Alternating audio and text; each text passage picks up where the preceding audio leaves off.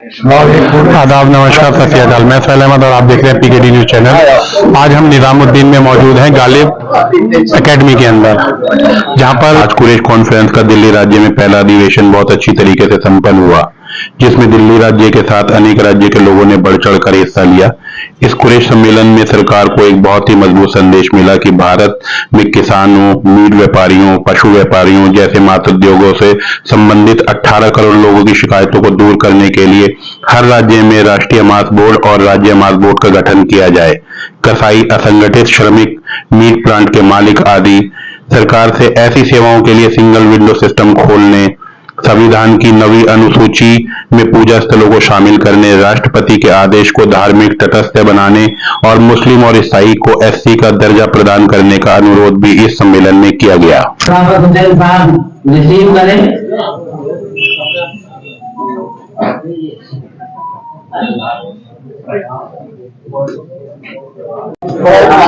ये जो आपका जो पहला अधिवेशन है, इसके बारे में आप क्या कहना चाहेंगे? और आपको लगता है जो अमूमन आप देखने में आया गया है कि जितनी भी सरकारें हैं, सबसे ज्यादा टारगेट आपका ही व्यापार रहता है, इसके बारे में क्या कहना चाहेंगे? और इस अधिवेशन से आपको क्या उम्मीद है? देखिए, ये अधिवेशन जो है ट्रेड प्रोटेक्शन के ऊपर है और ट्रेड में जो हार्श लॉज आ रहे उसको जो है उसके बारे में जागरूकता पैदा करना और सरकार को ये मैसेज देना कि मीट इंडस्ट्री भी एक इंडस्ट्री है, जैसे कि सीमेंट इंडस्ट्री है, कोल इंडस्ट्री है और इससे भी गवर्नमेंट को एक्सचेकर मिलता है। तो इस इंडस्ट्री जो पेनल्टीज, जो इसमें जो सजाएं और जो पनिशमेंट्स जो है सिर्फ उसमें डिस्क्रिमिनेशन नजर आता है, उसमें परसेप्शन में चेंज आए। अच्छा, आपको लगता है कि जैसे अभी राजस्थान के अंदर सरकार बनी है, एमपी के अंदर सरकार बनी है, यहाँ पे अगर कोई परेशानियां फेस करता है आपका जो समाज है, तो उस बारे में आप क्या कहना चाहेंगे? क्या उनकी फौरी तौर पर मदद के लिए कोई ऐसा है बंदोबस्त आप लोग? देखिए, मैं एक बात को और पहले क्लियर करूं कि ये जो इंडस्ट्री है, इससे 18 करोड़ देश के नागरिक इससे जुड़े हुए हैं। ये सिर्फ कुरैशी कम्युनिटी की इंडस्ट्री नहीं है, इस पे फार्मर्स भी इससे जुड़े हुए हैं, बुचर्स भी जुड़े हुए हैं, कैटल ट्रेडर्स भी जुड़े हुए हैं, ट्रांसपोर्टर्स हैं, जो इंडस्ट्रियलिस्ट हैं, लेबर क्लास है, अनऑर्गेनाइज्ड लेबर है। तो ये 18 करोड़ का मामला है।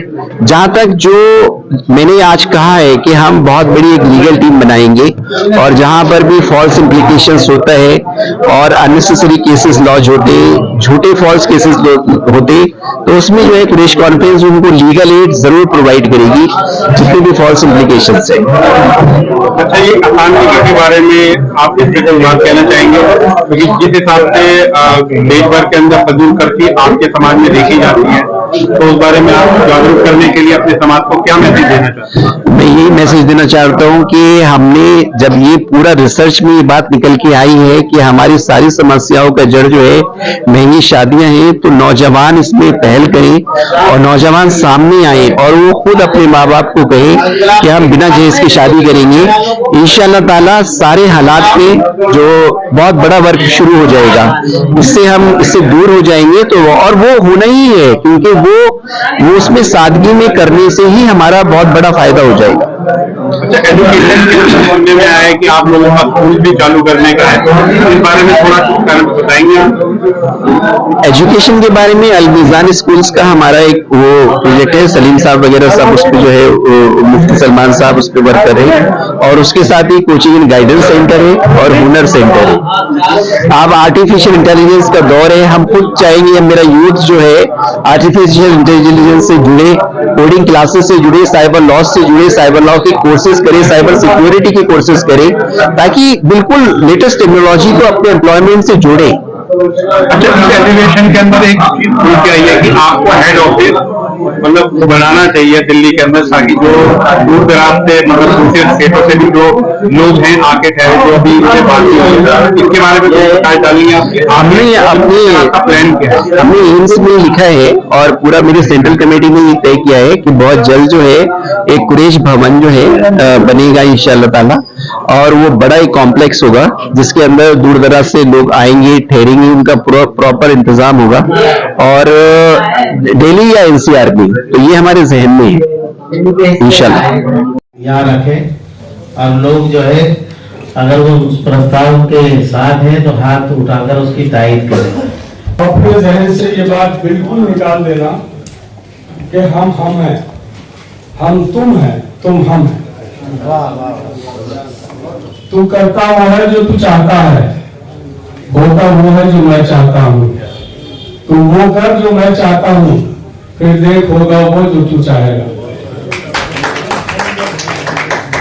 मैं अपने खुसूसी मेहमान MP साहब का दिल से स्वागत करता हूँ, क्योंकि वो हमारे बीच प्रेस कॉन्फ्रेंस के बीच में एक वाहिद शख्सियत है जो उन्होंने इस मन से आपको खुशखबरी सुनाई, अपने दिल की कैफियत दी और अपने आने वाले वक्त में ये बात जरूर कही कि सिस्टम में जब हम होंगे तो हम बहुत कुछ करेंगे और सिस्टम से ही होगा, बिना सिस्टम से हम भी कुछ नहीं कर सकते।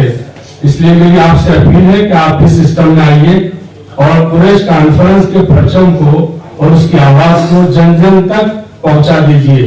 ये मिल्लत इस्लामी की बात नहीं है, ये पूरे हिंदुस्तान की आवाम की बात है, ताकि उसको हमारी जात से फायदा पहुंचे। देखिए, ये प्रेस कॉन्फ्रेंस की तरफ से कुछ जो उनका एजेंडा है, जो उनका मकसद है, जो उनका मतलब है, वो ये है कि मरकजी हुकूमत से 19 दिसंबर 2023 गालिब एकेडमी नियर आलमी मरकज बंगले वाली मस्जिद निजामुद्दीन न्यू दिल्ली से ये प्रस्ताव जारी हो रहा है और आपकी इसमें लब्बैक करना बहुत जरूरी है।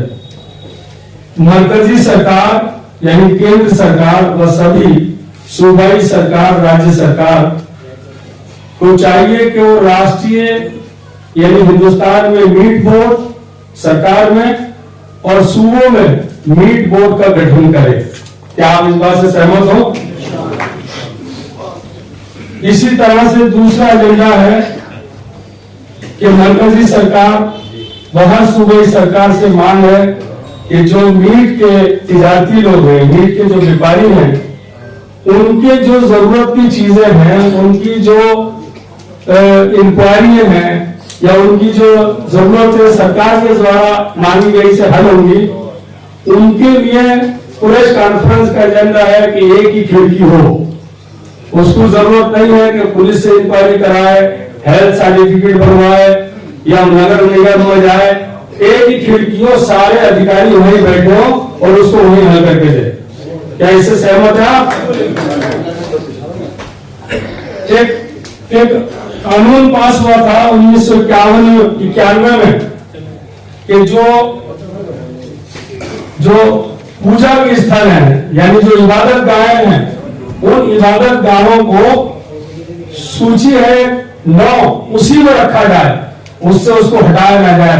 यानी जो जिसकी इबादत गाह थी उसको उसी तरह से रखा जाए जो 1950 से पहले से थी। 1950 में हिंदुस्तान के सदर साहब ने यानी राष्ट्रपति ने यह आदेश में दिया था कि शेड्यूल कास्ट जो धर्म के आधार पर मुस्लिम और ईसाई को अलग अलग आरक्षण में बांटते हैं, उनको न बांट के उसको भी उसी में शामिल किया जाए और उसका वो जो प्रतिबंध है वो हटाया जाए। यानी जो उसकी जो क्या कहना चाहिए राइट है वो उसको दिए जाए। प्रेस कॉन्फ्रेंस अल मीजान स्कूल सिस्टम कोचिंग एवं गाइडेंस सेंटर व हुनर सेंटर खोले जाए। प्रेस कॉन्फ्रेंस अपने से एहतमाम ये तालीमी काम और जो कोचिंग सेंटर है जिनसे बच्चों को हुनर मिले, क्या आप इस बात से सहमत है? होना चाहिए भाई, सब उठाओ, होना चाहिए। राष्ट्रीय राज्य व जिला कमेटी की सीमा 3 वर्ष से बढ़ाकर 5 वर्ष की जाए। यानी जो हमारी प्रेस कॉन्फ्रेंस की इस वक्त की जो सीमा है, जो हमारी समय सीमा है वो 3 वर्ष है, लेकिन इसमें 3 वर्ष में कौन क्या करेगा, कब तक परेशान होंगे। इसलिए हम चाहते ये हैं कि इसकी सीमा जो है, इसकी जो मियाद है वो 5 साल की कर दी जाए। क्या आप इस बात से सहमत हैं? इसमें वरिष्ठ उपाध्यक्ष, प्रधान सचिव प्रवक्ता, सलाहकार, महासचिव के पद बढ़ाए जाए, यानी जो आज है उनकी तादाद बढ़ा दी जाए। क्या आप सहमत हैं?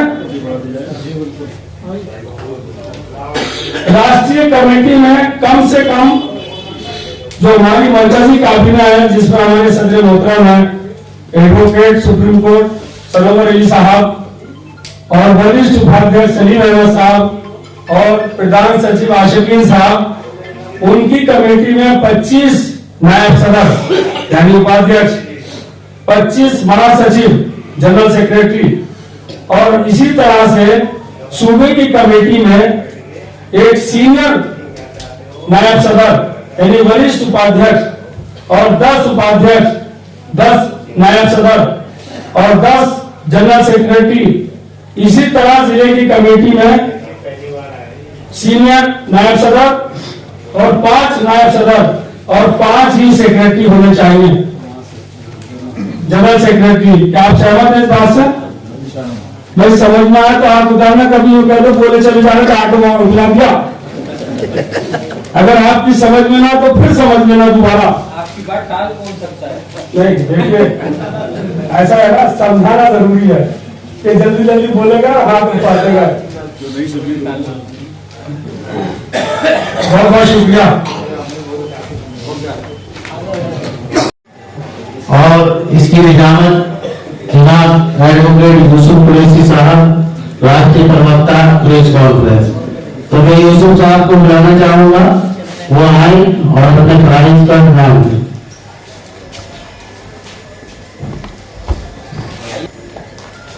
अस्सलाम वालेकुम। खुदा का फजल है कि आज कुरैश कॉन्फ्रेंस के बैनर के तले दिल्ली प्रदेश का पहला अधिवेशन मुनक़्क़िद हुआ है और बहुत ही अहम शख्सियत यहाँ पे मौजूद हैं और हम इंतजार करेंगे कुछ और हमारे साथियों के आने का। इससे पहले कि मैं आगे की कार्रवाई को शुरू करूं, सबसे पहले मैं गुजारिश करूंगा आज के हमारे बहुत ही अजीज, बहुत ही महज़्ज़ब शख्स जनाब सलोमर अली एडवोकेट साहब का कि वो डाइस पर तशरीफ लाए। वो हमारे मेहमान खुसूसी हैं, तो आप स्टेज पर तशरीफ लाए सर, आपका स्वागत है। सब ताली बजाकर वेलकम करें।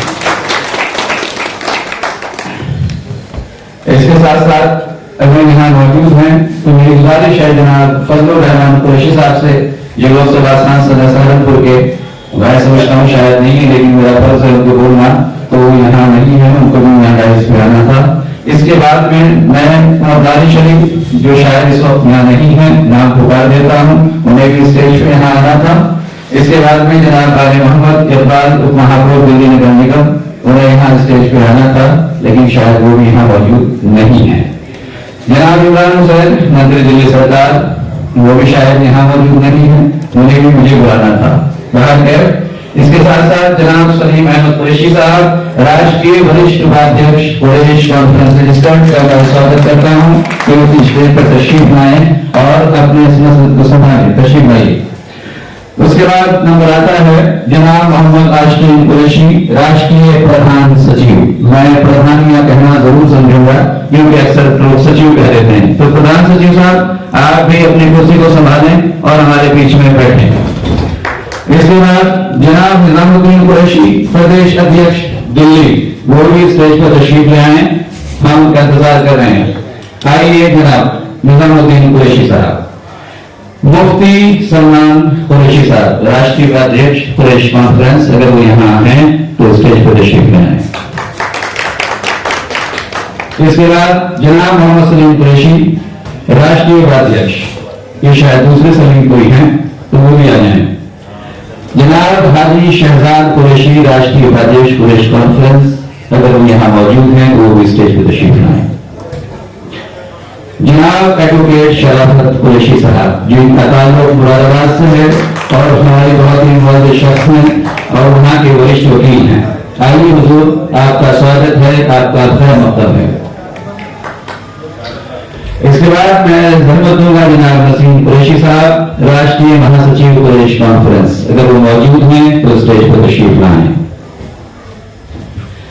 जनाब मोहम्मद मुशर्रफीन कुरैशी, समाज सेवक हैं, अगर वो यहाँ हैं तो स्टेज पर तशरीफ लाएं।